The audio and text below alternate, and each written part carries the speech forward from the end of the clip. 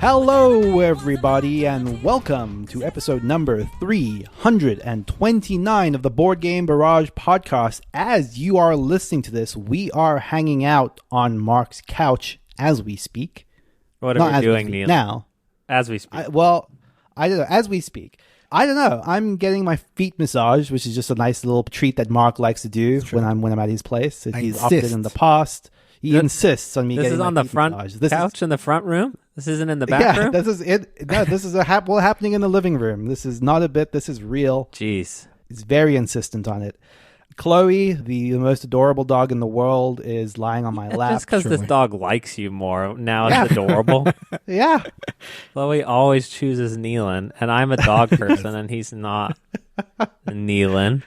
But I guess this is now formally your, I was going to say warning, that's not the right word. We are at Dice Tower West, so if you are listening to this and happen to be at the show too, seek us out. We will be around. If you don't see us, you're not looking in the right places, I guess. And if you're a patron and you have not received my email about our patron game night, then definitely let us know ASAP. Okay, this week on the show, Dice Tower West shenanigans aside, we are going to be talking about the BoardGameGeek Hall of Fame. They put what out is that? List of, they put out a list. I was just about later. to say, Kelly. Yeah, exactly. This is the storied Hall of Don't Fame. tell him. Okay, no, I guess, stay tuned to find out what the BoardGameGeek Hall of Fame even is. This is every baby designer's greatest dream, to be inducted in the hallowed halls of the BoardGameGeek Hall of Fame.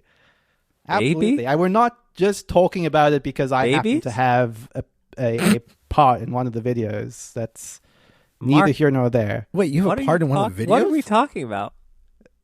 Don't worry about it. Don't worry about it. We'll talk about it when we get bragging. through Mark, the why are you section. talking about babies? I'm talking about baby designers dream about going to the Hall of Fame.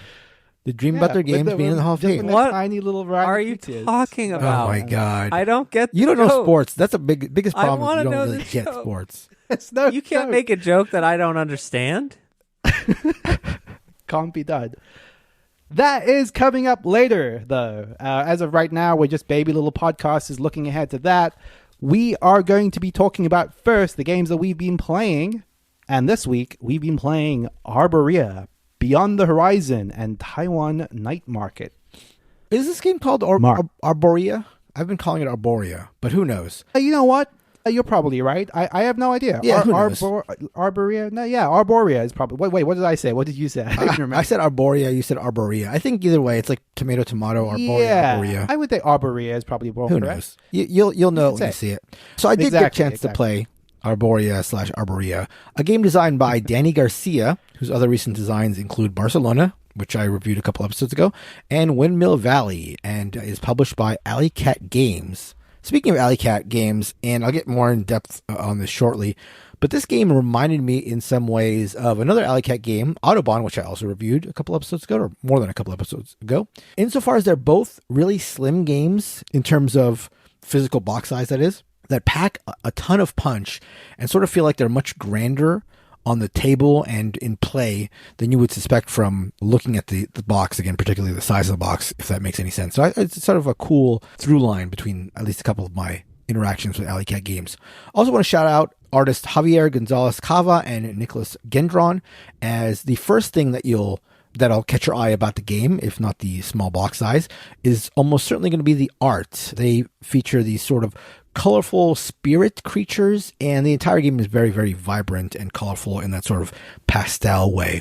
It makes you wonder why other board games just don't use all the colors the same way that Arborea does, because it's really quite striking. Yeah, it's sort of funny. Like, I feel like I talk about either games that are being either earth tone or pastel. It feels like those are like the two things. Like, I wouldn't mind like a primary color sort of vibrancy. I don't know if you get enough of that, but I like the pastel look. So honestly, I think that this look could get messy if not done if not done appropriately. More about that later. So Arborea is at its heart a worker placement shared economy game, and the way it does both are pretty interesting and, in my opinion, engaging. The way the worker placement works is on your turn, you're going to have your choice to either place one of your workers on one of the four these conveyor belt sort of worker placement spots, or advance one of these conveyor belts. So let's talk a little bit more about this. Each of the 4 strips of worker placement spots, these conveyor belts, are surrounded on either side by 2 series of paths in which your worker will take actions.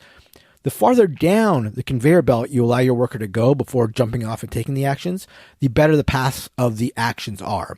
So think Tolkien, for those who are familiar with that game, where you can place your worker and take them off really quick and get Frodo? quick. JRR? Oh, Zolkin, not Tolkien. Sorry, Zolkin. Oh my gosh. Oh my God. Well, there's a path. That's your nerd license revoked. There's a path in Lord of the Rings. Sort of same thing. Yeah. Frodo could jump off early, or he could stay and actually complete the Think quest. Tolkien. Well, I had this whole thing about it's Tolkien. much worse if Frodo gets off the trail earlier in Mordor. That's what I'm you're saying. right. That is much worse. And it's much worse in this game if you get your worker off early because you're not going to get very much benefits. But if you're like Saved it like a professional. Frodo, that's right. No, everyone believes you. You're a professional. Thank God. Whew. So again, if you're willing to wait like Frodo, you can take them off later and get a whole bunch of really nice things. The monkey wrench that makes this consideration so tricky and interesting is you can only ever jump off one of these paths, one of these conveyor belts, and therefore make your workers available to actually take these actions when and only when someone moves one of these conveyor belts. So it could be you that moves them. And so if on your turn you move the belt and therefore make your workers closer to the really good benefits. But if you do that, if you choose on your turn instead of to take actions to move the belt, then A, you're forcing your workers to sort of stay on the belts for another turn, again, with the ultimate aim of getting much better things at the end of these paths. But also B, you're allowing any of your opponents that happen to be on the same belt the opportunity to jump off for free and then take actions on their next turn when they might not otherwise be able to. It's a really cool dynamic, and the central core of the game is that sort of consideration. The other thing I enjoyed, as I mentioned earlier, is the shared economy, which is very much simplified, but also pretty good in my opinion. Whenever you produce resources in this game, you produce them in a shared pool that everyone can use. When you do produce them, you get the first right to use them. Like as soon as you produce something, you get the first right to use them. But if you don't, you'll get a number of victory points based on how rare that resource is. But then anyone else can use them if you have not used them. There's a lot more going on in general in this game. There's a little bit of a tableau tile builder that you'll do in your own space that you'll later try to recruit these spirits as a mechanism where you're recruiting spirits, you're placing them, and if you match colors, you match the spirit colors to the different types of land that are on these cards, you get points. And there's a couple other things in this game that you would expect in a game that is on the heavier end of medium heavy. I think my main issue with the game, the biggest minus, is something that Neelan sort of alluded to earlier, which it has to do with the thing that I mentioned catches your eye, the art. The board is a bit busy, and the icons on it, which represent all the different actions that your pawns are going to take once they disembark from the conveyor belt and start getting stuff, the icons are certainly on the small side. There's also this general sense of a little bit of a cluttery bittiness feeling in general that I think might frustrate people when it comes to like trying to perceive what the board is all about. I also had that issue, but once you sort of get, at least I got in the hang of the game, I sort of could understand what everything meant, and that sort of smallness didn't bug me as much. So all in all, I really, really like this one. Worker placement feels like the most common central mechanism in Euro games nowadays. But the way this game keeps you engaged with what everyone else is doing, both in the moving the workers, this conveyor belt system, and in trying to see which shared resources are produced and where that is currently standing. Like, will there be enough of the purple resource when it gets back to me, or is Kelly going to probably use some first? And if I produce purple because I need it, will I be able to produce enough that'll satisfy what I'm looking for? Because if I don't, produce it and immediately satisfy whatever I need, it now, again, becomes open for anybody else to use. I thought that was sort of an interesting way to keep people engaged in another way. As I said, the game is certainly on the heavier end of things, but to me, it's not so much like a heavy rules type of game as much as it's like a heavy things to consider type of game, which is, to me, the better kind of heavy. And for those who like a little less multiplayer solitaire in their lives, in their Euro games, then I think this is a game that is for you. So I'd very easily recommend Arborea by Danny Garcia and Alley Cat Games. Yeah, that's great to hear, because this is one that had been like flagged for me like maybe about a year and a bit ago as something I would probably enjoy, but then every time I look at it, I just get so put off by like how much there is to look at. Yeah, the main board is certainly like artistic, but it does look pretty busy to say the least. There's a lot of there's not a lot of straight lines in the board. There's a lot of like branching paths where you will get all your resources and take all your actions, but it can make for a very chaotic looking playing surface. Cool. I'm going to be talking about Beyond the Horizon. This is a recent release by Cranio Creations, and it's, I believe, Capstone is selling it in the US. This is designed by Dennis K. Chan, who was the original designer of Beyond the Sun, on which this is kind of a spiritual successor, I guess you could say, but also co-designed with Adam Hill, Ben Pinchback, Matt Riddle, who I probably most well known for Fleet and Three Sisters, most recently River City Glassworks. And interestingly, I just discovered this moments ago, developed by Simone Luciani, which is a fun little surprise, which I didn't even realize as we were playing it. But anyway, Beyond the Horizon shares a lot of the DNA with Beyond the Sun. So in lieu of just describing that game and its changes, I'm going to just talk more broadly about what Beyond the Horizon is.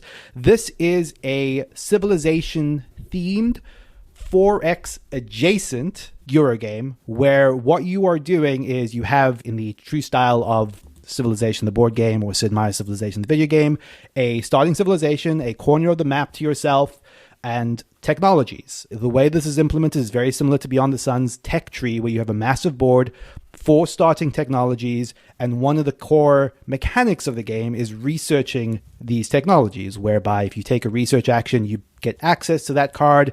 If you then get a level 2 research technology, you're choosing which card to put into play, and these cards give you unique actions, some special powers, that sort of thing.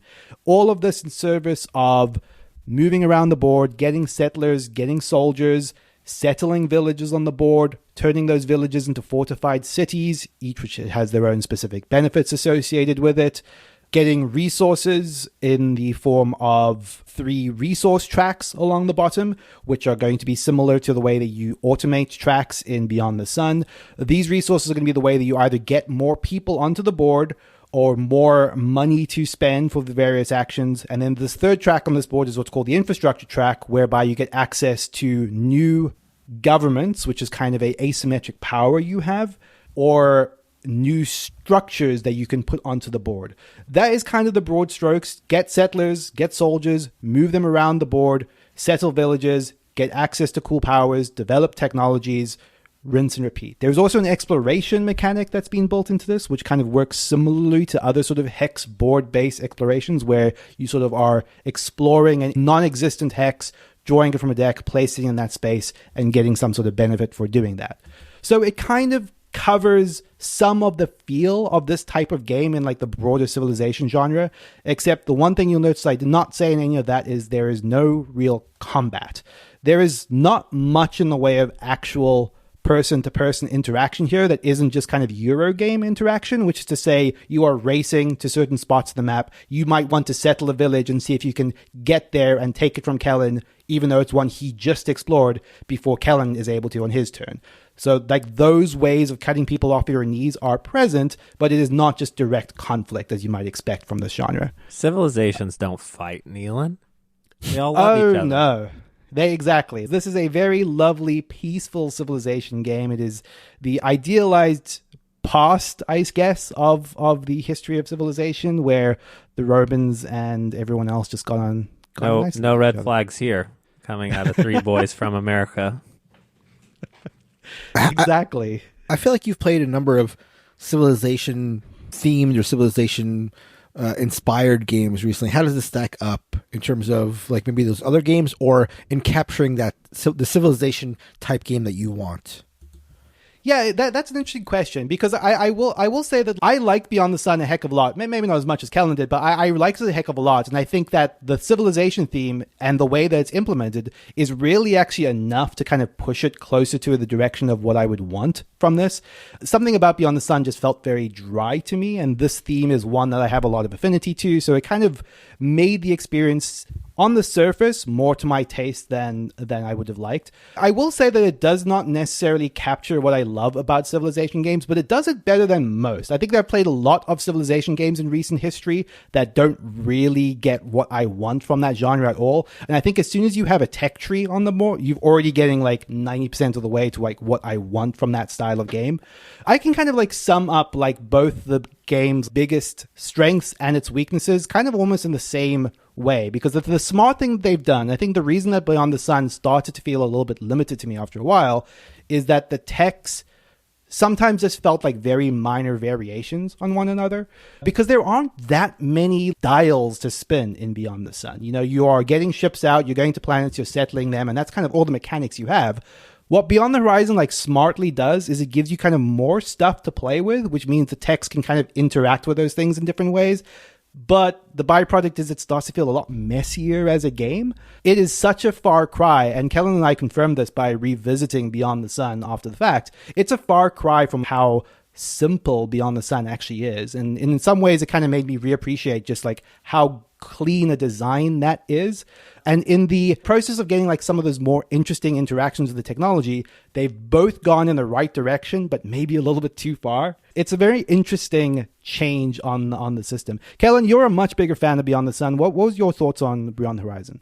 So at first blush, as we were playing it, I was very excited by how everything looked, because Beyond the Sun is so stark and like weird, and not necessarily in like a good sci-fi stark and weird, just in like a, we made this in Microsoft Excel maybe for release. But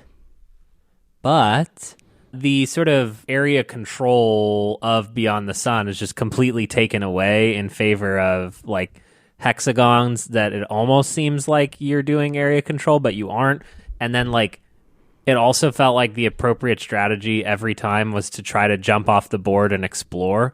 It has like the least thematic explore mechanism for me. I was imagining my meeples as like jumping off into nothingness, and then a new tile comes out, and then you get a free bonus for doing that. Yeah, I think even calling it, and I'm not going to, fight you, Neelan. I'd love to fight you after, not the massage. We fight, no massage. Yeah. You called it well, I don't remember what you said now. Was it it was a spiritual successor. Spiritual successor, yeah. Yeah, and I would say this is more like a variant where they went in with the specific objective to remove the harshness of area control, and they replaced it with something interesting, which is that third track, which lets you unlock like special abilities that are unique to your faction. But I would say this is like, in my opinion, it's like 80% plus the exact same game, with the Absolutely. other game just adding more that I'm not personally sure improves it for me. At the end of the day, I still really liked it. You know what I mean? It's like, if it's 80% of one of my top 50 board games ever is still, a really great game. But I was just confused as to the direction they were going. And I almost would love to hear, read a little bit about what they thought they were solving versus what they introduced into the system. So there's a lot of designers on this one compared to one designer on the first one. Yeah. I think that, like, I know this would be me speaking for the designers, which I don't want to do, but it does seem to me that the specific problem, quote unquote, is very much making the technologies more interesting. Because, like, I don't know if that was a universal problem with Beyond the Sun, but I will say that they do get there in Beyond the Horizon. Like, I felt much more engaged by looking at the variance in the technologies in Beyond the Horizon, but it does come at that cost of, like, we now have more Euro systems, for lack of a better word, in this game. And, I think that for a lot of people, that's going to work really well. I do wish that there was almost a game that was exactly between Beyond the Horizon and Beyond the Sun, and mechanically that would feel like almost perfect to me. I do think that the government system where you have these escalating powers is interesting, but it also caused my biggest frustration, which is it's that asymmetry problem again, where once you see where your government is, if you're not just doing what your government card is practically telling you to do, you're probably playing at a disadvantage. And it even gets weirder where, some of the techs, because one of the things that's different is you see all the tier 4 techs at the start of the game. So you can see, this tech 4 is rewarding my power versus not rewarding someone else's power. And that just felt weird some of the time. So I don't know. I think the asymmetries are, again, a little bit of a misstep. I think that they kind of veered off a little bit too hard in the direction of complexity in the interest of solving a problem that may not have needed that many dramatic tweaks to. But anyway, that is Beyond the Horizon. Really interesting. This may have sounded like quite more negative than I intended. I quite like this. I do think I slightly prefer this to Beyond the Sun, but I think that would take more plays to bear it. I've certainly played a lot more Beyond the Sun at this point, so that's kind of a hard comparison to make at this point, relatively. But yeah, that's Beyond the Horizon by Quainier Creations. It has cup meeples, Mark, and whether they're up or down matters for the game state. Think about that. Wow. So, and they're not almost identical in size and shape, the bottom of the cup and the top of the cup. Whether they're right side up or upside down, they may or may not be exactly the same. They're completely different. I just want to say that. Great. All right. We also had a chance to play a game that has got me excited. You know what I mean? Isn't it fun to play a game that gets you excited? Mark brings you more trees. Neelan, I don't know. You're playing reissues of games we've already played before. And I bring you a game, Mark. Look at this. Look at the cover on BGG. Taiwan Night Market. Okay. Now read to me the slogan for this game. It's written on at the bottom of the box. Okay, I'm pulling it up. We're going to edit out this part because it's taking you a long time. Gourmet under moonlight. Evocative. Gourmet under moonlight. Who that's the review right there. wouldn't want to play this game? This is a 2 to 5 player auction-y game. I would say that it's probably not a 2-player game, and I've read that it's probably not a 5-player game, so let's call it Gourmet Under Moonlight for 3 to 4 players.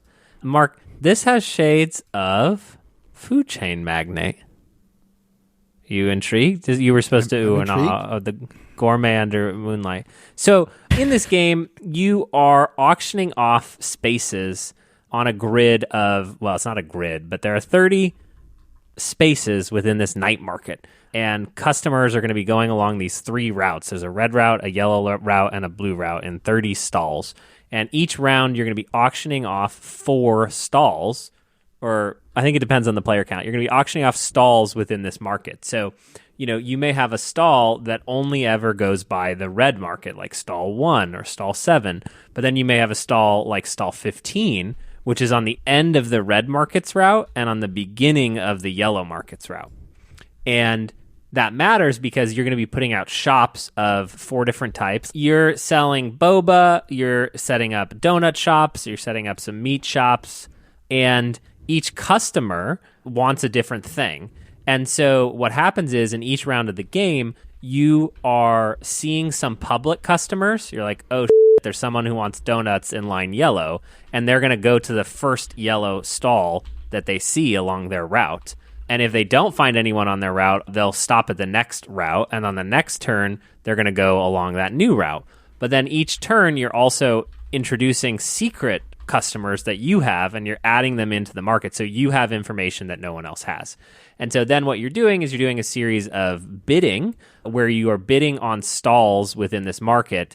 And at the beginning of the game, it's all sort of fair play, but then as game goes on, if you're able to connect markets that you already have with markets of the same type, you get a franchise. And instead of getting paid out per customer, you get paid out more per customer, and you have 2 entrances into your market, which can be quite lucrative because you could literally combine a stall that's only accessible on the red line, but you could get customers for it on the yellow line. So you can kind of see this sort of head fakey, auction-y stuff that's happening here. The auction system itself is also vaguely weird. It is a twice around auction, sort of, except everyone will win one thing, and the only way you get more bids in this auction is if you're not winning something at the end of 2 bids. As in, it's like called a compensation bid, and so you could literally bid 0, and the little cards dictate what you're allowed to bid, and the bids are like 0, 1, 2, 3, 4, 6, 8, 10, 12. So there are times where you don't want to bid on your second turn so that you might get a compensation bid. So a fun, weird auction. And then all the customers run their route, and then it escalates, Getting these spaces reminds me of like Acquire and a little bit of like Lords of Vegas. It's all kind of what is coming out, but then you're playing like a fun economic-y puzzle where you don't know all the information, and as the game goes, it just gets more and more chaotic to the point that at the last round of the game, all of the hidden workers you have are entering the market, so you don't even have a choice. Neelan, what did you think of Taiwan Night Market? I liked it. I definitely think, Food Chain Magnate is absolutely the right pull. It was also called out during I play that it was a little bit like Bus, which I would agree with. I found it like definitely sharing a little bit of a mix of both those DNA. There's a little bit of fresh fish baked in there. So it's got the core of games that we all, I would say, all three of us like a hell of a lot. It's lighter than any of those. Well, I mean, yes, not fresh fish, but it's about the same. Probably lighter. Fresh fish. Yeah, exactly. Yeah, you're probably right. And it has kind of the same sort of like foibles as those games for me personally, which is to say that I remember distinctly my first games of like Bus and Fresh Fish, where I just found like I wasn't able to do anything right for like the first half of the game. I kind of felt like I was setting up stuff and everyone would steal all of my customers, and like it just felt that frustration over and over again. But it does have that feeling of just like setting up this elaborate system and then kind of watching it play out and being surprised and kind of amused by the fun ways. It was like, oh, I just cut off Neelan from all his stores on this side of the map because I built the ideal store or the right franchise on this side. And that felt really, really cool to see and like to use it against other players. I do think if I had one big knock against it, it is that auction round. It is just a little bit like, I'm not to say, at first it's a little bit confusing, but it does kind of lead to sometimes, I don't want to say degenerate because that's not the right word, but sometimes moments where you're just like, oh, I guess this person is just getting this store for like 1 coin then, because an auction can just suddenly end. And that's honestly, that is kind of the game of the auction, is it can end without warning and everyone just gets what they have the highest bid on. And sometimes that can feel really, really bad if you don't plan it just right. But if you are setting it up in just right where someone is outbidding someone for the exact thing that they need, and then the auction ends, that feels cool. But I just feel like it's very fragile as a primary mechanic. Yeah. I think mechanisms aside, the fun of this is just like, oh my God, Neelan has a donut empire that's dominating the line. Yeah. And then I'm like, all right, well, I guess I'm building a donut shop right before Neelan's donut empire, so all the customers coming to me now. And like that storytelling of it not just being like, I don't know, like workers or whatever, and you're trying to get customers to come into your shop. And it's like there's a chart mark where it's like on the line, a worker will prefer a restaurant to the right versus the left. And so there's like a chart of like where it'll go. It's like boop, boop, boop, boop, boop, and you're just like, right. Oh, and then there's other little that the game adds. But I agree with you. Like, it's probably more fragile than it should be. And it's not like some streamlined masterpiece of economy game like a Neu Hamat or whatever. It also does have an expansion that we did not play with that I really want to play with, because it just adds like upgrade your franchise with like powers of. And so this is like a sub 1 hour lighter auction-y economic-y game for like more hardcore gamers. Like, sure. I do think we're the right market for it because of the length of it. But if you get too caught up in the like, I really, really desperately deserve to win this, you're probably going to be like really annoyed at the end of it. And that's a fun play space to be in. It's a very playful thing. I really liked it. I see high upside for just the sort of fun, like, I don't know. This is a game where I would get like deranged and like change my strategy from winning to just like blocking the out of something that had annoyed me, earlier in the game, and that would be somehow more important. Yeah. It's a weird one. I think there's a lot to be said for like capturing a lot of what Food Chain Magnate does with like half the complexity and like a third of the length, right? So that is like admirable on its own. Totally. So this is one I'm hoping, Mark, we're going to get to play with you this weekend, because I just feel like it's like the right level of for us. I feel like Christina will be on her feet, like nervous, you know what I mean? Like desperately wanting things to go her way. And it really, the whole table like bands against you, like if you're about to form a franchise, because that's like the meanest thing you could do. And then like we let a friend, he had a franchise going of like this. He was at the very end of the line, So he built this franchise that no one ever went to, and we were just making fun of him mercilessly for having this franchise. And so, like, that kind of, like, stupid storytelling. You know, Mark earlier is talking about conveyor belts and trees, right? And now we're here really talking about the emergent gameplay that can happen. Am I wrong, Mark? No, I'm just glad we're finally really talking about it. Yeah, I didn't want to get in there and yuck your yum or throw any red flags at anyone, but come on, there were conveyor belts. No, yeah, let's trees? be serious. Yeah, let's get real here for a moment. Yeah, this is gourmet under moonlight. That's true. Taiwan Night Market. It's totally worth seeking out. I see people online comparing it to Amun-Re and Marrakesh.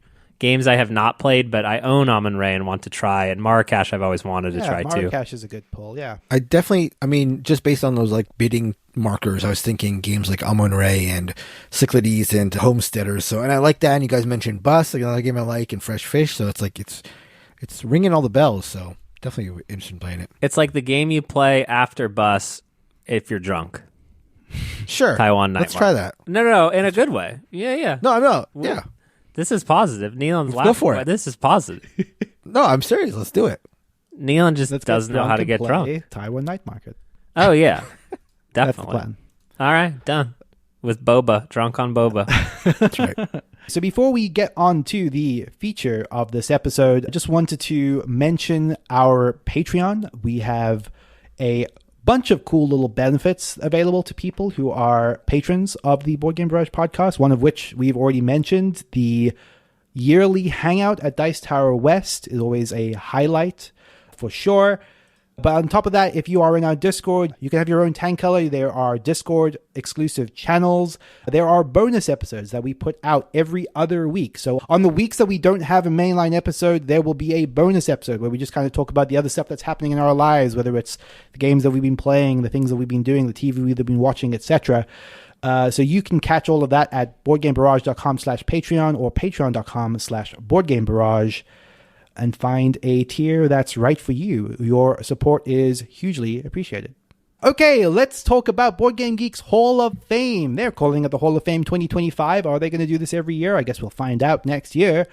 But this is just a decently wide selection of games from, I'm not going to say the recent history of board games, but what is the earliest game on this list? It looks like they're saying that the idea of it is that to honor games that have made meaningful contributions to the board game hobby in the areas of innovation, artistry, and impact is what I guess the games have to be at least 10 years old was another mandate when it came to doing this. So it's hard to argue with any of those ground rules. I feel like the 10-year rule feels a little bit strict to me, but then I guess I don't know what I would pick from the last 10 years to be in a Hall of Fame, per se. Well, we could talk about that. It looks like I see a game that was from 1964, so there's certainly some older titles. I like the idea. I like the idea of Hall of Fames having a minimum time. I think other Halls of Fame do that. Like the Rock and Roll Hall of Fame, I think has to be like 25 years from your either first or last album release, and baseball has the same thing, like 10 years, I think, from retirement. So I like that. I think that allows for some perspective. I think that's a good idea. What do you think, Mark, of a Hall of Fame? You're the most sports ball guy. Yeah. I love how I default to like sports ball guy. I watch sports, just to be clear. But like, what is different about a Hall of Fame than, say, top rated games of the last 100 years or whatever? I mean, I think there's a commonality in what a Hall of Fame means to, sports and what it means to BGG. Like, I think what differentiates like Hall of Fame or what makes a Hall of Fame in like baseball or whatever is special versus like just being a player that is considered a good player or an all-star is there's some idea that these are the players who have shaped the game, who have like made like the game what it is. Like you can't tell the story of baseball without people who are in the Hall of Fame is the idea. And I think there's something cool to that. There's some like continuity to it. And, if we want to get like deep into Hall of Fame, every year there's the argument in every sport when they announce the Hall of Famers are like, did they do enough to qualify for the Hall of Fame? Like there's a lot of people who are very strict about what they would consider Hall of Famers. I used to be that way, and I have since now changed my mind into being somebody like is more inclusive. Like if a person was good enough that most people think they're a Hall of Famer, let's call them a Hall of Famer. Let's be inclusive. Let's have like a bunch of people and a bunch of stories in there. I don't know if that's going to translate with my feelings about the BGG Hall of Fame, but I like the idea that these are the games, theoretically, the way I would do it is like, these are the games that when you're talking about the history of board games, if you're sitting down and like really talking about like games through the years, I don't know what conversation you would be doing that in, but if you were to have that conversation, these are the games that you would have to at least mention in passing to like give the full breadth of what board gaming has become or what it was. I think what's interesting about that angle, because I would agree as far as like the impact side of things goes, I think that's absolutely like a prime candidacy metric. But like you start to like think, okay, how do you have a conversation about the impact of board games, and I apologize up front, and this is going to sound ridiculous, without including something like Monopoly, right? But then there has to be like some consideration that there's like, these are still games that we would say are still worth playing today. Is that kind of also part of baked into the language of this? Ooh, I don't know about that one, Neelan. I mean, I don't know. Like, we can't speak for the... And to be clear, this was a group of like 6 to 10 people that work for BoardGameGeek or people who are involved with BoardGameGeek. So it's a very small group, which is another thing I want to get to. But I don't know where I saw it, but they were specifically mentioning like traditional card games and games like chess and Go. They fell outside the scope of modern board games, outside of like what they would consider like BGG board game Hall of Fame board games. And I get that. I think Monopoly sort of is in the same thing. You're right. I think at some point something is so genericized that it's not really what you're talking about. Yeah, like I guess you would have to consider them, and this is a nebulous term, but like a hobby board game. Like, what hobby board games would you consider for a Hall of Fame? And maybe when we go down the list, we'll see that there are contradictions to that criteria, but that would be sort of like what I would guess they would say. Yeah, I think I have the most objections to the idea of this sort of thing. And again, it's all in good fun, except that you are now talking about a site that is trying to drive traffic to its site, and driving traffic to its site. So of course they would want to make a Hall of Fame for their site. But like, the difference in sports, right, is that players aren't all universally ranked, or you can't rank every player. You could rank a position, certainly, but in this case, these games all have a rank. And so we're now doing like a different version of ranking them, except it's not done by popular vote.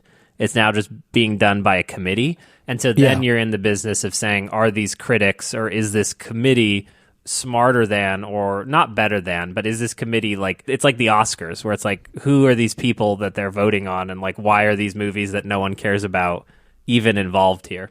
Now, I think the list itself is quite strong. So I just think like, in general, I don't know if I get this as anything but a marketing exercise.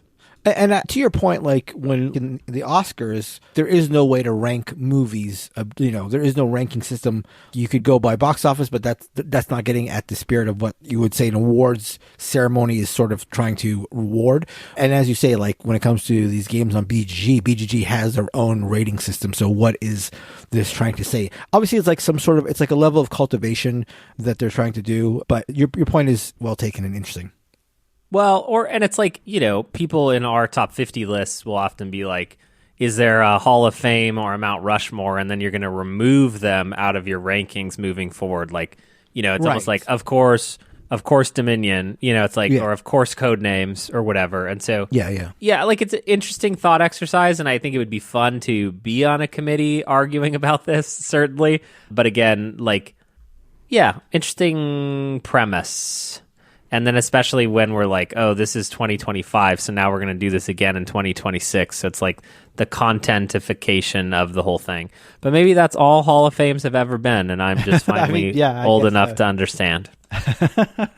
Okay, let's go through this. They had them listed out over a few days in the order of publication of each of these games, so we will just go by that order. The first one at 1959 is Diplomacy. All right. So I love the committee. I may have been against Hall of Fame. Now I love the Hall of Fame. There is a new expansion to Diplomacy coming out this year. I saw that. You'd love to see it. Is that the first time Diplomacy's had an expansion? No, and there's like variants and offshoots and maps that people make, and I think this is in fact just codifying some content like that in my... This game gives me a headache like no other. My brother recently played it and concurs. It's the headache-making game. But I do think that it still persists as a game that people play if you're into that sort of social fighting thing. Yeah, this is a great one. Very happy about this.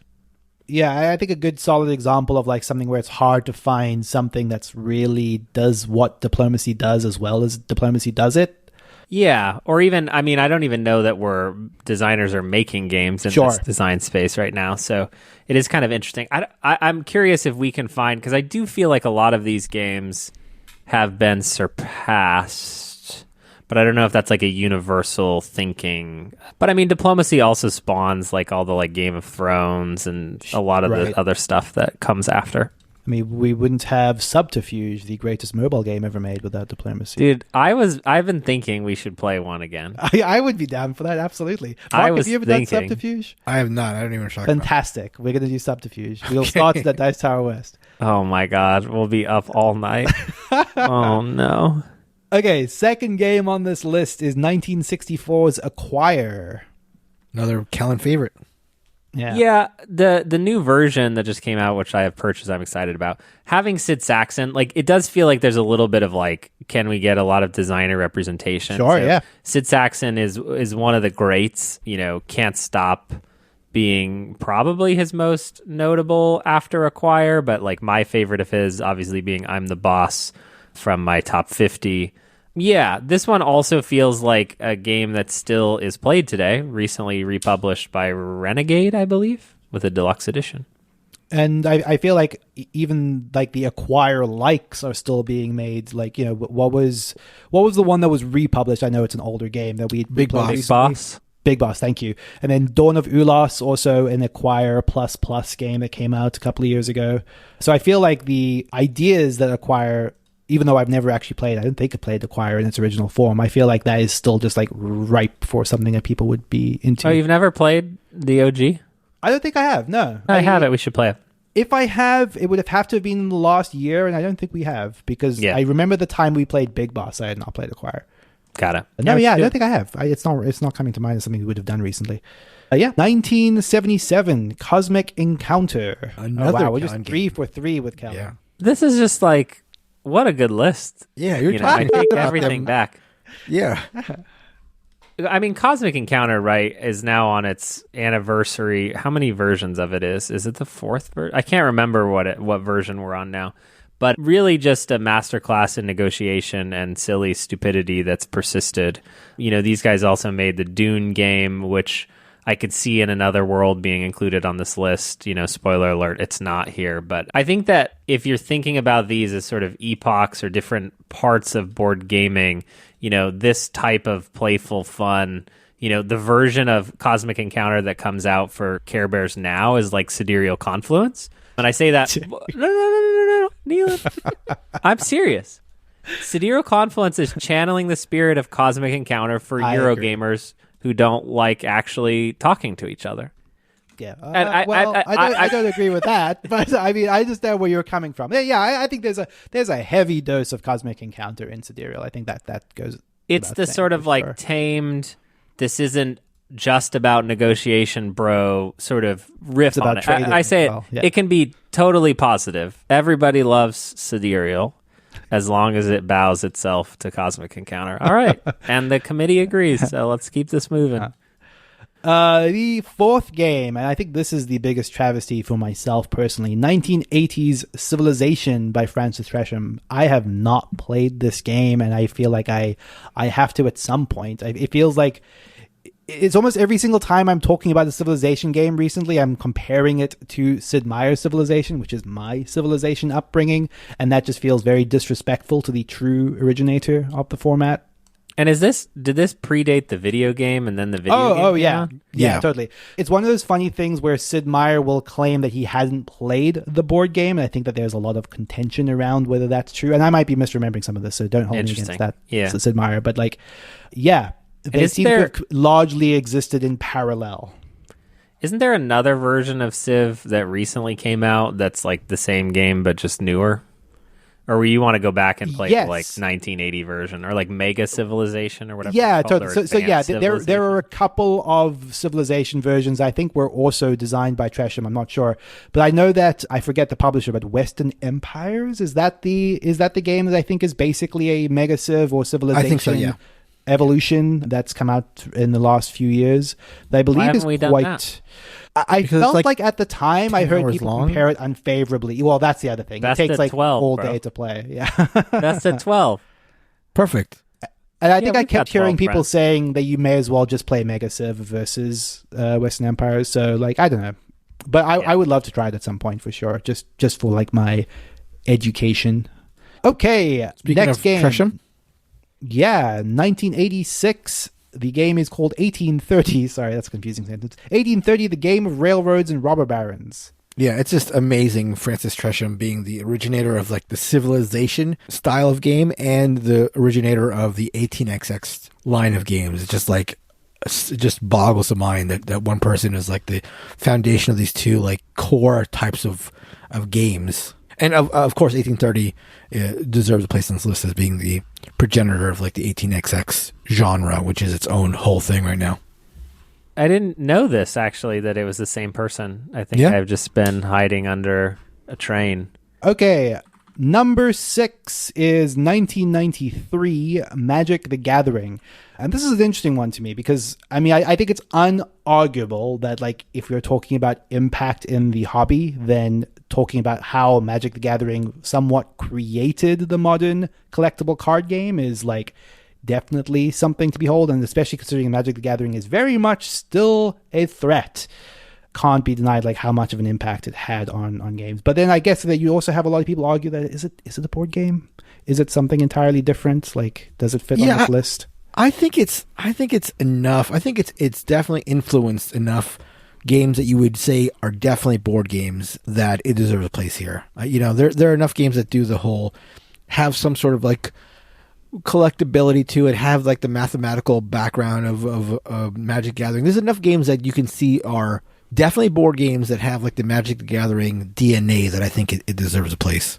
I think if you agree that Magic the Gathering should be listed on BGG, then it certainly should be in the Hall of Fame. I don't know that I agree that it should be listed on BGG. All like deference to it. I enjoy playing Magic, and I think we would all enjoy having a fun Commander Day, LOL. But it's just like, what is the scope of BGG? Yeah, because like then to your point, like should Monopoly be on this list or right? Classic. I don't know. And There's Magic the Gathering definitely is an argument. potentially bigger than all of hobby board gaming. Yeah, so this sure, one I would think item so. makes more money than every other item in perpetuity ever that will be added to the list. Yeah. Anyway, not that that's, but it's also Richard Garfield, so it's fun to celebrate him, who has made real board games. So Absolutely. we allow it, and now we love the Hall of Fame. Yeah, we approve. I will say that if there's anything that Magic the Gathering certainly has done to influence my thoughts on the hobby, like I was a massive Magic the Gathering fanatic, like in high school, and in some ways, a lot of games I play feel like I'm trying to chase some of the highs that Magic the Gathering gave me, and there is stuff that is like bespoke games in the box that do come close, and I always appreciate when I can make the comparison favorably. So that's not nothing. Number 7 is 1995's Catan. Yeah, I mean, gotta be there. You gotta have Imagine this wasn't on the list, though. Yeah, I mean, I just trying to get through the novel. Patrons will know that I attempted to read the Catan novelization, which didn't work out, but still deserves a place. I still need to play Robbers, or the Cities and Knights. Not Robbers. Everyone, there's Robbers in the base game, you idiot. Cities and Knights, I've never played. Neelan, was it you who hadn't played Catan for a number of years? I hadn't played, and I've still actually technically not played it properly. Like I think I played it at 2 players using, obviously an unofficial variant, because I don't think the rules officially support 2 players. Yeah. I think I played it once a long time ago, but I just don't super remember that because that was long before I was in the hobby proper. But yeah, I should probably like at least attempt this. But I feel like I understand what the game is enough that I don't need to. So, To check out the big brain on Neelan. Okay, El Grande, 1996. Yep. Another Still great. Another obvious relevant selection. Yep. Agreed. Well, and like also fits your criteria, Neelan, which I don't think Catan does, of like not replaceable or still like in discussion as something that people are playing now. Like I think most hobbyists, and again, we would have to define the word hobbyist, blah blah blah. Like are like I've moved on from Catan. Like Catan will be Monopoly one day. Sure, yeah. And ineligible for inclusion. But no, I think that's a fair point. I mean, it says something that El Grande still appears on most of our top 50s, so it's no longer in mine. I'm sorry to report. But yeah, it's still a game that I would say that anyone entering the hobby today should play. Like, and, you know, is easier than ever because there's a new version that's quite lovely. Okay, 1997, Tigris and Euphrates. First appearance of the Put Doctor. Yellow and Yangtze on here instead. First Knizia appearance, and again, very well deserved. I would argue his like magnum opus in a long line of games. I think this is the one that I put out as his like grand game. I'm not convinced like it begets other things, more as it's just like you got to have Reiner Knizia there, and it's his best.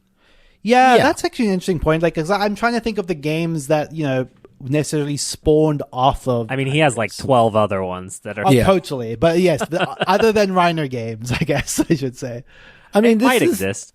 This is the first, at least, big game of his that has the Knizia scoring twist, right?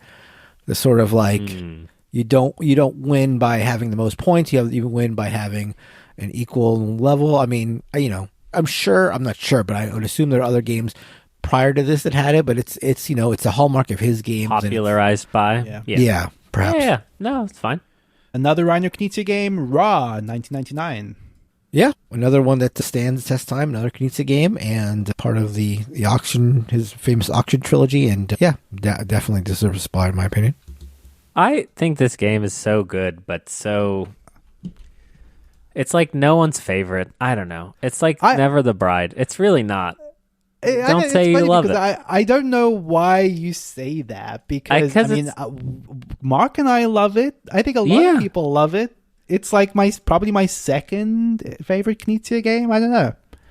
So it's not the bride, it's a bridesmaid. Okay, fine. That's fine. Yeah, it's no one's favorite game. Is that the argument? That's the argument. Okay, that's fair. I think that's probably true. But I think it's also like it's light enough that I think it's filling such a unique little niche. Yeah, so we should put it in the top 20 Hall of Fame board games ever created. Exactly. Because we can all agree it's not. Number 11 is 2000's Carcassonne, which I have definitely still not played. Yeah, not my favorite. I'm not big into tile laying, but the power of Carcassonne and the influence it had is like obviously undeniable for sure. I feel like this became people's cozy game. Yeah. It's like good. I arrived at this late and I was a little like, Carcassonne? Can we play one of the variants? Like the castle was the one I played the most of, but people really love this and still play it, to be fair. Yeah, I think this is right up there with Catan in terms of like games that are certainly hobby games, but have like, in my opinion, massive appeal, massive like outside just hobbyist appeal. I think there are a number of people who wouldn't have many other hobby games, but still have Carcassonne. Yeah, and I think especially if you're saying modern gaming and defining it by like Euro-y sensibilities, right? Sure. Like it's like Catan, Pandemic, this. Like there's like a very few like this thread that you could build. We did an episode on this, I think, when we talked about the sort of the pillars of board gaming, and I think we arrived at Carcassonne being one of the 5 pillars or something like that. Somebody who listens to the show will have to let me know. Someone else. Someone that. Right. Yes, never mind. 2004's Power Grid is next. Yeah. You know, I love Friedman Friese games. This is not one of my favorites at all, but certainly... This is his breakout game, though, I would say, right? Is that right? For sure. And this is a game that still people love and has a ton of maps. And yeah, I think if you're going to pick a Friese game, this is certainly the one. 2004 as well, Ticket to Ride. Another pillar of modern board gaming. Feels like a pretty obvious inclusion. Yep. Is there something to be said for like a hunger for train games that like 18xx obviously does not full for like a wide swath of the audience? I don't know. Well, we identified the train fetish earlier in the year, so we did do that's that. There. Yeah, that's real. 2005, Caylus. Yeah, again, this is one of the first, people say, worker placement games. I know that's up for debate, but just feels timeless. I remember I came to this one very late, and my first feeling, and I think I said this when I reviewed it way back when, one of the earlier episodes of the show, like, played Caylus for the first time and absolutely struck me that this game was a game that could have been released, the last 1 month ago, and it would be like a game that felt super fresh and interesting. So, except Provost would be optional, and it would be for gamers who love direct interaction. Well, they did. I mean, but you say that, but like Caylus 1303 came out and is largely the same game and felt like a modern, felt as much like a modern game in every other way, but like largely 90% the same game, right? I really don't think that a new designer would try to make the Provost, to be honest, because it's like so frustrating that your entire engine is like, oh, starting at this point, the engine doesn't work anymore. That's like sacrosanct. You can't do that. It's funny. Right. You can't do that, Elon.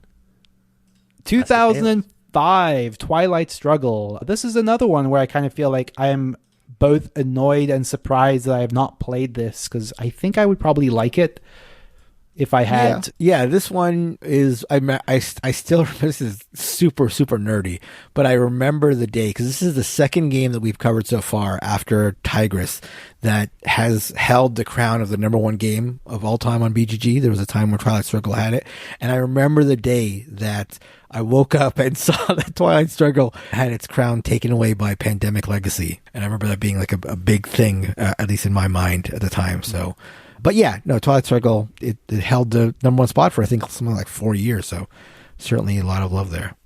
And one of the like big card-driven games. It sort of like had a system that a lot of games have, especially in the war game community, has sort of like copied or iterated upon. Sort of at a glance from a distance, I think Twilight Struggle, of the ones we've spoken about so far, strikes me as a game that no one talks about as much anymore. Yeah, I would agree with that. Like for a game that was as much in the limelight, because I also remember that when it was at the top of BGG, and I don't think I hear people like even bring it up as a game that's like not worth playing, you know what I mean though, but like it feels like it's fallen out of the limelight a lot. Yeah, I think it being a war game makes it the most niche of the games we've talked about so far, for sure. And being 2-player only, like have any of the other games we've talked about been 2-player only? Like that's also a very limiting factor as well. Yeah, it's a good point. 2006, Through the Ages, Story of Civilization, and this video is excellent. I would highly recommend watching this video in particular. If you were to watch any of the videos. Yeah. Oh, is this you? Are you in this video? Oh my goodness. It's impossible to know. Impossible. I love that Mark doesn't even know that you're in this I did not even know. I did not know. This is Vlada Kvartal. I think probably unarguably the game that put Vlada on the map, and Vlada, funnily enough, talking about what we were just talking about a designer that was very much in the prominence at a specific period of time and has not really done anything since Codenames. I feel like at the time though I entered the hobby, Vlada was the guy. He was like the hot big name designer that sort of everyone would it almost kind of felt like a Reiner Knizia before Reiner Knizia blew up again to some extent, where like a lot of people would, I remember Shut Up and Sit Down frequently citing Vlada as like their favorite designer, like as a site. At the time, I remember thinking he was my favorite designer, and then he kind of just fell off the map entirely. But, Through the Ages is a hell of a great game to like have in your catalog of designs. 2007, Agricola. Yeah, I mean, this one is first massive. Uwe? This is the, what's that? First Uwe? Not first Uwe, but certainly biggest Uwe by far. I mean, I think his first one was Bonanza, and this is now the third game we've talked about that held the number one crown, I think, for at least a year or two, maybe a year and a half. I wasn't as firmly enmeshed in the hobby as I am now, obviously, back when Agricola came out, but in doing research for our designer spotlight of Uwe Rosenberg, which we released maybe a couple of years ago, I was able to read some stuff, some things that were written at the time about Agricola, and it just like was a sensation. It was like something that completely took over the, zeitgeist of the board game world at the time. Yeah, this was, I'm going to say, like, one of the newer games. Like, I would count, like, Through the Ages and Agricola, like, at the point where I started playing hobby games a lot in, like, 2010. So Through the Ages and Agricola were, like, in the last few years at that point, and they were just the games that were being played every weekend on rotation, you know, like, in the heavier games. Yeah, Agricola is amazing. Absolutely. 2007, Brass. And now another number one game, which is currently the number one game. At least, I don't know if this is supposed to be. I think this is supposed to be Brass Lancashire because Brass Birmingham wasn't. Yeah, newer. So, but yeah, obviously Brass is the current number one game of all time. So another title holder. And again, it does feel like we're just trying to get one from each big designer in this list to some degree. Not that Brass doesn't deserve to be there, but like you couldn't make this list without a Martin Wallace game. And so if it wasn't this, I think they would find a way to put like Age of Steam in it. Again, I'm speaking for myself, but yeah, no. Yeah, I'm trying to. You got to have a Wallace game. It actually strikes me now as an interesting, once we get through the list, like what is who's the top designer? Oh, yeah. Game the biggest designer that got snubbed, I suppose, is an interesting perspective. 2007, Race for the Galaxy. Yep. There's the Tom Lehman, and there is a 2-player. I mean, I guess you could play Race for the Galaxy more than 2-player, but yeah, obviously you can. But it always strikes me as a purely 2-player game. But yeah, it strikes me as a above 2-player game. Oh, because interesting. Well, I mean, I am sure the main format people play is 2-player, but having to dual pick which phase you're going to play in feels like a concession for 2 players as opposed to like the main game. Yeah. So that's just my headcanon. I mean, this is where the most egregious question mark comes in, right? Because Puerto Rico is not in this list and is clearly a offspring of Race for the Galaxy. Rather, Race for the Galaxy is an offspring of Puerto Rico. I think, and again, we can talk about it now. I think it's unclear why Puerto Rico wasn't included, but I think it's pretty unofficially clear that it wasn't included because the theme is off-putting and kind of been rethought or reimagined with the new Puerto Rico. But Puerto Rico was also like number one on BGG for many years longer than Agricola, I think. Sure. Or I was when I entered the hobby, those two were the ones it's definitely the top, I think that until Gloomhaven broke the record of like longest time at number one, Puerto Rico had the record of about like just over 5 years. And more power to them for making that call. I think that makes sense. 2008 Dominion, granddaddy of deck builders. I think absolutely. It's hard to think of like I mean, honestly, actually more so I would say than a lot of these games we've spoken about, a game where you're just seeing the core design almost unchanged, just making its way into game after game after game after game still today. Like, deck builders are as popular as they have ever been. Yeah, I think if your criteria is spawned offspring, versus like awarding one designer one game each, like this would potentially be the number one thing of the last 20 years. Yep. After you get out of the Catans. 2008 Pandemic. Oh, this could be a good argument too, though, for the rise of co-ops. Yeah, I mean, I think that's exactly it, right? Like, I'm trying to think if there was a more influential co-op. No, I can't imagine. Dates Pandemic, and now I can't imagine there is. I can't imagine. Yeah, Pandemic is again. I think it came up as one of our pillars of board gaming way back when we were talking about it as like the the granddaddy of co-op games. I think Pandemic was another one that took the gaming world by storm. One you don't hear too much about anymore, though I'm sure it still sells super well. Mm-hmm. Yeah. Although they are still doing Pandemic variants. Like, I think that's still happening today. Isn't there they had that run with like recently announced? Well, they certainly had that run with like the Roman one and the Iberian one and all that stuff. And obviously, like the biggest thing was it made way for Pandemic Legacy, which itself was the number one game of all time for a couple of years. Yep. 2010, Seven Wonders. And this is, I know it's hard to deny like Seven Wonders, especially at a point in time, but this is maybe the first one that's had me balking a little bit. I guess the thing that's like jumping out at me is like, I find it hard to believe, and you guys would have to correct me on this, like drafting as a mechanic. Surely there must have been popular games that did this. I think, well, and this was very popular. Sure. This was like Like I think we're getting into a place where a couple of these upcoming ones just feel like very popular games from this era of time. And like I think it was interesting in that you could play it 7 players and it was still a Euro-esque thing that everyone was playing together. But yeah, when it came out, it was like the talk of the town. You know, you were buying sleeves that had different color backs for each age, you know, like that were themed with the game. I don't know. Like this was a specific era. I was jacked in now, guys. Yeah, no, that makes sense. I think it's mostly just a game that I bounced off of, like, and I think that's hard to chalk up to anything except me alone. 2011, The Castles of Burgundy. Yeah, here's your Stefan Feld inclusion to Kellen's point. Gotta have one. But probably the one you would pick, right? If you were going to put one in the Hall of Fame, I think it's the one you would go with. So I don't think there's any other Feld I can imagine makes sense to include on this. Yeah. I mean, agreed. Not to my tastes, but but in terms of a certainly influential. Sure. Okay, 2012, Terra Mystica. All right, here's the first one I just completely disagree with. Yeah, this is what, I was going to say. This is where you sort of lose me. I'm biased. That's interesting. I don't really lock into these games. The whole Gaia Project, Age of Innovation, those games have not worked for me particularly, so that's why it's hard for me. I don't know. Yeah, I mean, I don't know. They're influential in that line of games. The whole Terra Mystica, again, Gaia Project, Age of Innovation line of games. But would you say they're super influential? I don't know.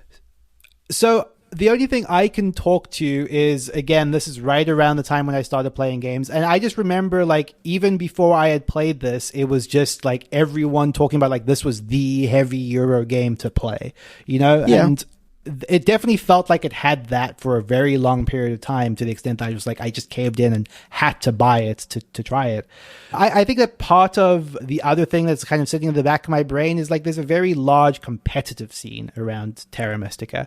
And I don't know that that's true of a lot. Oh, I guess 18XX almost certainly has something to that degree, but like, yeah, Terra Mystica just struck me as one of those games that there was just a huge, intensely hardcore fan base around. And I think that's probably due to the fact that it's obviously one of the heavier games on the list so far, for sure.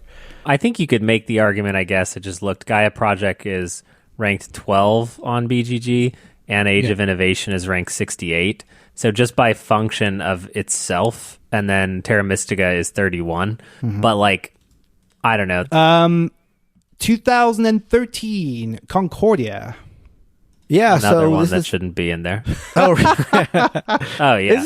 This is tough. Yeah, I mean, look, I think this is, and I don't know how they'll feel about me saying this, but I think this is like the spot. Shut Up and Sit Down award. Yeah, this is exactly this. Is Shut Up and Sit Down, and this is not a slight on them. Like this shows the power of Shut Up and Sit Down, because this game had been published 3 years before they reviewed it, and immediately after that review, I remember this game being incredibly hot.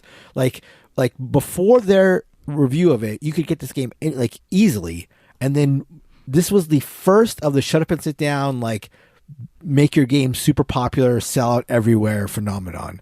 And people legitimately loved it. I mean, I remember it being, I think, the top of our listeners list the first year we did the listeners list. And people legitimately loved the game. And I think the game is a great game. I think it's super solid. I don't know if I would have it there. To Kellen's point, this may be the Matt Gertz inclusion. If you want Matt Gertz there, the Rondell guy. Yeah, Matt Gertz being like has done enough other things, like Imperial and Antica. Yeah, I could get behind that.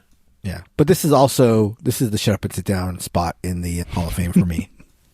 Yeah, we need a spot. Where's our spot? Yeah, I know. Biblios. Well, wait till next year. We got Biblios. Biblios. Yeah, it's got to be a time thing. And that is it. That is the full list. Do we want to very quickly talk about stuff that we felt like maybe should have been here but wasn't?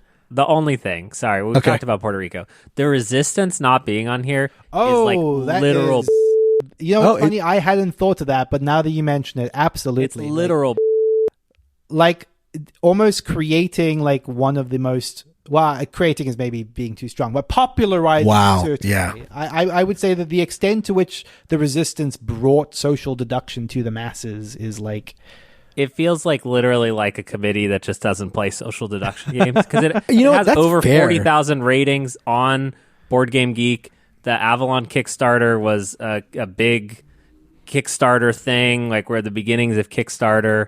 This was like everywhere. Like every board game night was Agricola and the Resistance when I started. You know what? I just double checked to make sure that it was a year thing. I suspected it was earlier than 10 years ago, but I double checked, and you are 100% right. Like 2009, it definitely should be on there. That is the biggest miss on this list for sure. Anyway, sorry, we don't have to. The list has run long, but let's get spicy. Yeah, no, you're right. No argument here. More the Resistance, more best tile ever. Okay, that is going to do it for the episode. Thank you all for listening to this week's episode of the show. Thank you, as always, to Heart Society for our intro and outro music. And you can follow us on all of our social media. We are now on Blue Sky. You can catch us on Discord if you want to chat to us. That is at boardgamegarage.com/Discord. We hang out in there and we talk about the latest episode. Find the thread for this week's episode and come talk to us there. Thank you. Goodbye. Bye-bye.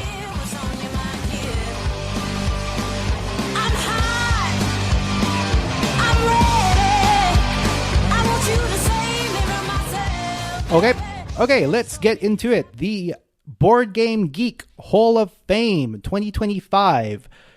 Do we want to start by just running down the list?